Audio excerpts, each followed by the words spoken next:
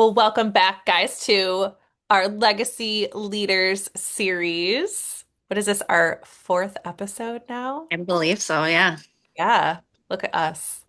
In 4 weeks, we're cruising. We're cruising with the cruises. So, all things legacy leadership. And today, our topic is leading without permission. Whoop, whoop. Oh, man, such a good one.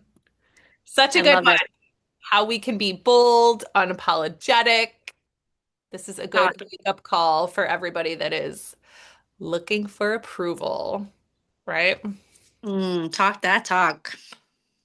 You want to start? You want to talk about what you think about leading without permission? It's like one of my favorites. I think this is like my whole jam. This is like my whole, I feel like this is where I really love like the peanut butter and jelly jam space right here.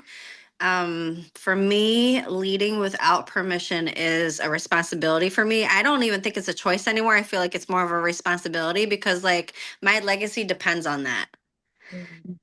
So like if I paid more attention to the noise that surrounds my mission, I would really carry this fear, this imposter syndrome.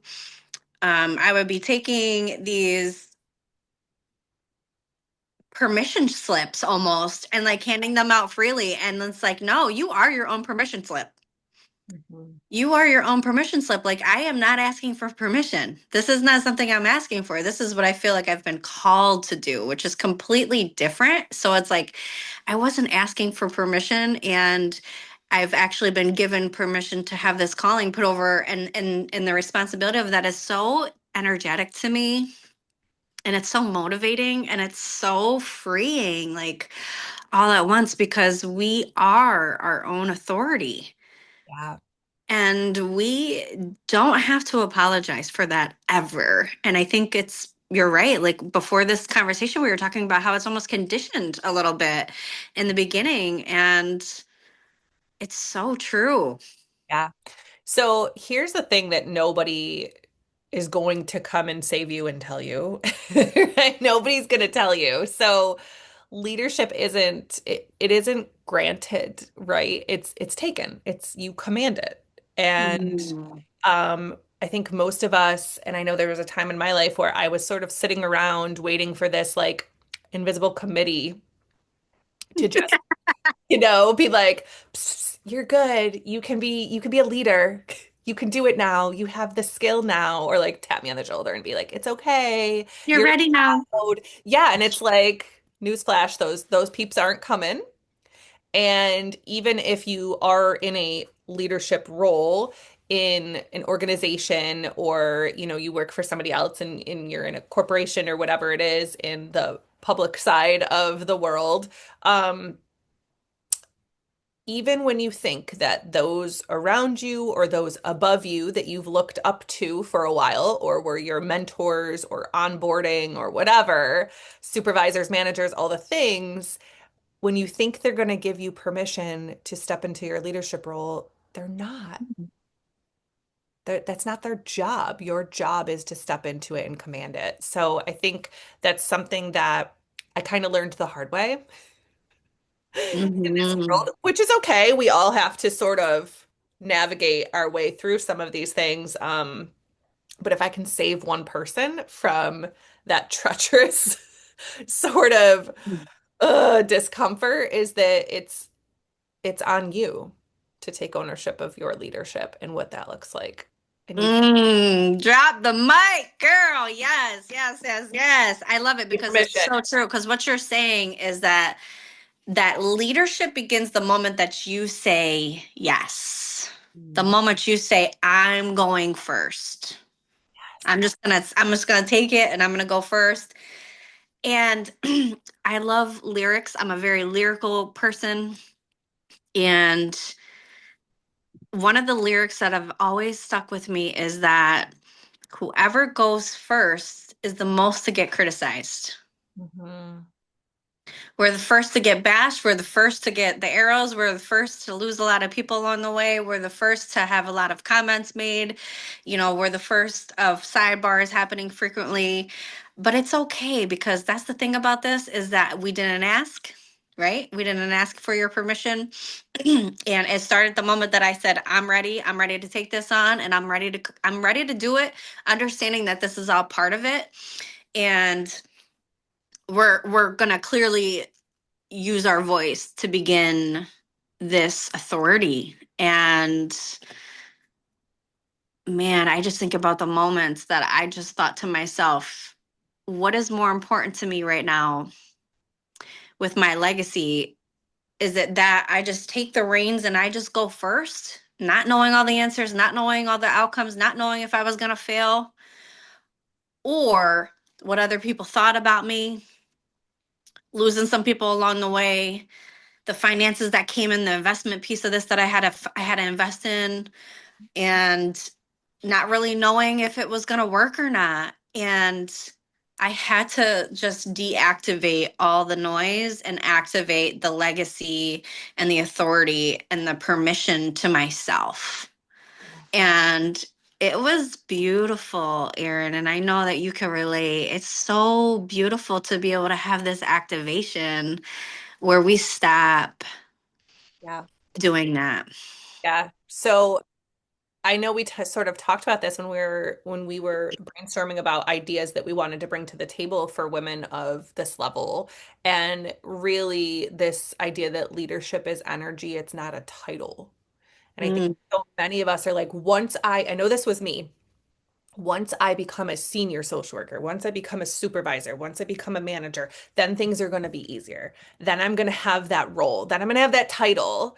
And mhm. I'm going to be able to say I've arrived. And at each level, I was like, ooh, okay, I've arrived. And then I'm like, this is Oh, not, well, okay, more responsibility. yeah, but not only more responsibility, like more what you call arrows, what you call, like feedback loop that is totally not even real. Like it's just this imaginary. Now that I have the title, people look at me different because I think I'm better, but I don't think I'm better at all. It's just the title, right? And so it's the energy behind it, not the title, because you can be a leader and be not a great leader.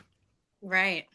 But there's an energy about that, right? Just as there's an energy about really great leaders. And so I think leadership is identity, embodiment, clarity of your vision, which is everything to, Everything. and you can lead in a different way. You don't have to be this manager or, you know, president or CEO of multi-million dollar thing. Like you can lead in your family. You and I are both mamas and we lead. We're the CEOs at home, man, right? And we're the CEOs in our business, and you can lead in your own business. You can lead in your community in different ways by Hmm. supporting. And like what we did the other day, we had a Friendsgiving and we all brought food for a food pantry. We filled up like 3 buckets full to send to people in need this holiday season. And so you can lead in any way that you feel is appropriate for you to lead. You don't have to be asked. And I think the one thing that stands out to me is the most powerful women that I know didn't wait. Mm, I love that. They didn't wait for somebody else to give them permission. They moved, they took ownership of their shortcomings and got help in those areas and made massive, bold moves. So, Yeah, because it's right, because the titles, it has nothing to do with titles, right? So sometimes it's like, oh, okay, so like you were saying, I got the title, so now maybe people will take me seriously. But then you come to find out that is actually sometimes what happens is once you get the title, start people start throwing even more stones, right? yeah, It's just common. So like to me, it's like legacy is focused on leading because of impact versus the titles.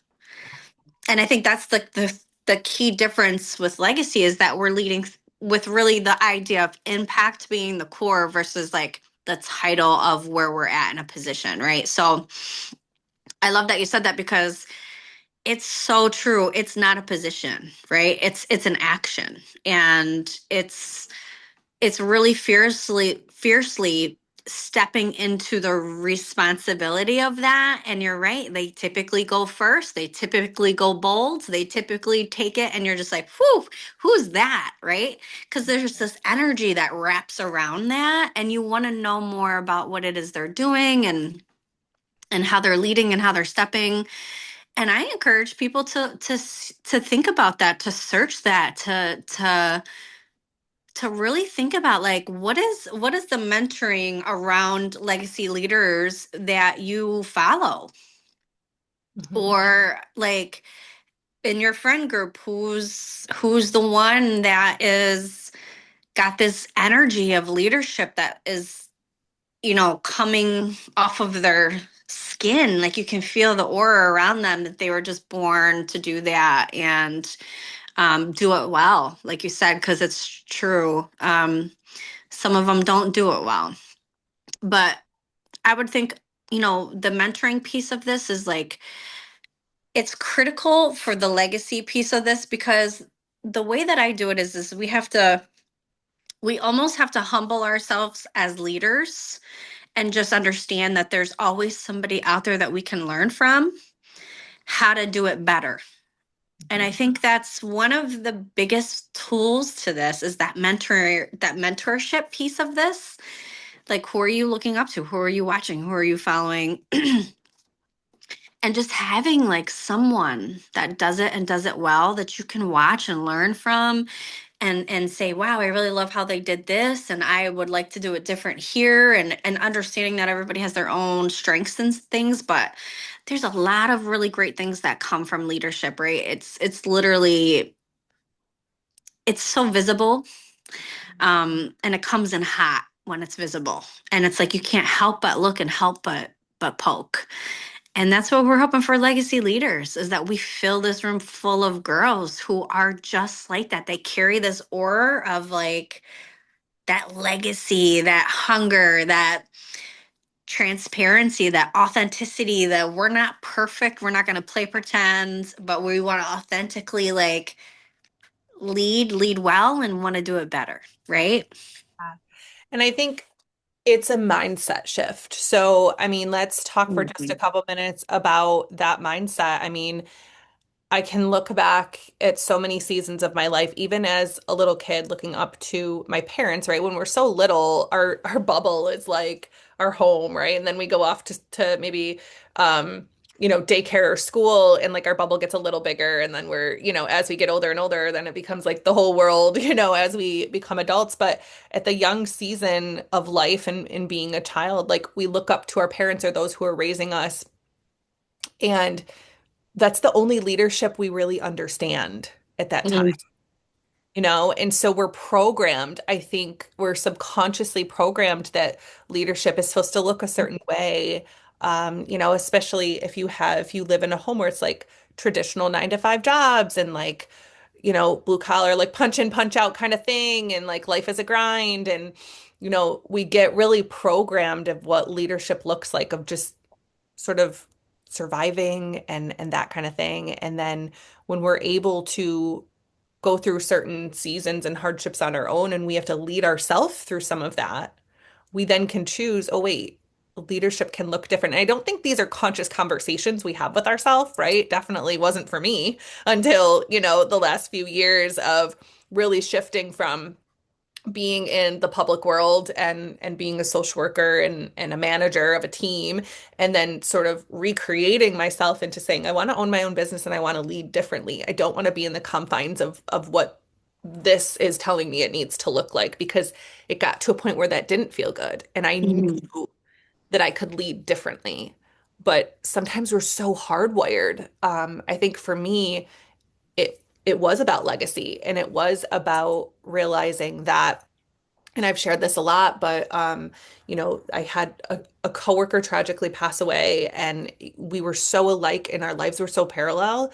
And it dawned on me that like I'm sitting in a basement office without windows with mold. Like, what am I doing here, right? Growing, like Mhm. working on managing a team that does remarkable work, but I don't feel like I can actually lead it, I Mhm. felt like I was so boxed into how it needed to look. And I think it was really in those moments that followed after that that I was like, wow, what is leadership and what is legacy? And I was able to change that for myself. And I think it's really hard when we don't think about those questions is what is leadership to you and how do you want to lead yourself? It's so good. It's so true. And I think you're right. It was great that you pointed that out, that there was just a moment where it was like a fist in the face of like, like I thought that this was, as someone who was primed to believe that this equaled success, right? And then you got hit in the face with the actual truth, and it made you think completely differently, and that's where that mindset shift just starts. And once it starts, it's really, really such a beautiful journey to really look at it from a step back and enjoy the journey of this that we get to create. Right, creation is the one of the best parts about the legacy and leadership. You get to create what it looks like. What you just talked about is you creating the life that you always were meant to have. You just didn't know it back then. It was evolving. It was in creation where you're like, okay, wait a minute. I thought this was successful, but what really is successful is me having my own company, my own rules, my own out of the box leadership. And the creation piece of it is so fun and it's so beautiful. And one of the best pieces about this that we're doing is that we have other women like you and I that we get to have these conversations with, where we get to learn that we can have these conversations together and have other women part of that journey, a part of that creation of like, I love it. I love that I get to learn what you want your legacy to look like. I love hearing about your ideas on leadership. I love seeing where you want to take your family. Where are you guys heading? What direction you guys are going? And those kinds of conversations are so much better than a whole bunch of other conversations that we all know happen in women's circles sometimes. So Mm-hmm. it's like, to me, it's like I would rather have it be intentionally this kind of conversation and intentionally this kind of friendship and still have a lot of fun. Trust me when I tell you that. And because I think people misunderstand about leadership always being so heavy or so deep, and it doesn't have to be. It's very free and it's very light and it's very fun. And I think it's really cool to be able to have that circle of girls to be able to do it with. It makes it so much more fun because now you're not living a legacy alone. Yeah. Yeah. It's not just giving yourself permission to lead, it's giving yourself permission to dream, right? Where I think when we at the same time we're conditioned what leadership needs to look like, quote unquote, when we're young, as we start to get older, we just sort of go about that, right? We just get in the grind and do what we need to do to lead and all of that. And then at the same time, our ability to dream sort of dwindles. I remember being a little girl and like, wanting to just play and wanting to just dress up and wanting to, then go climb fences and then go, right? Like I was such a tomboy, but then also I like wanted to be a girly girl at the same time. Like I got to do all the things. And then there came a point where it was just like, okay, I no longer can dream anymore. Like I've got to make the money and survive, right? There was no like, what can I do and what do I want my life to look like? And how can I do what I want to do to achieve that and not feel burned out and, just grinding all the time. So I think it does go hand in hand with not just permission to lead yourself and recreate and create however you want your life to look, but also to dream. Hmm. It's the best part.